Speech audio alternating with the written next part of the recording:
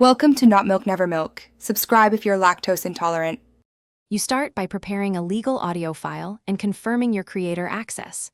Once done, make sure the file is MP3 or OGG and fits Roblox size limits. This prevents rejections. You then open the Create Audio Uploader, pick your file, give it a clear name and optional tags, and press Upload. Uploading begins the platform processing and approval step, so expect a short wait. Doing this now gets your file into Roblox Assets and makes it available for the next steps.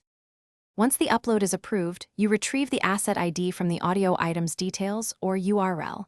This numeric ID is the core identifier. Next, open Roblox Studio, insert a sound object into workspace or a part, and set sound. Sound ID to /assetted / your ID. You should preview locally to confirm playback, adjust volume, play on remove, and loop properties as needed. If you plan to use it in-game, embed the sound into Starter GUI, Starter Pack, or a script that plays on demand, so you can validate behavior under gameplay conditions. To finalize, reference the ID directly in scripts. Get or create a sound instance, assign sound. Sound ID equals /assetted / 123,456, using your ID and call play when needed. You can control timing, volume, and looping programmatically and attach the sound to characters, GUI, or parts.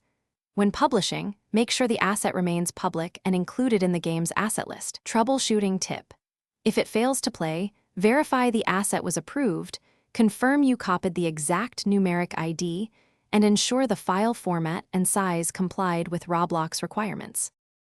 Thanks for watching. If this was helpful, leave a like and consider subscribing. See you next time.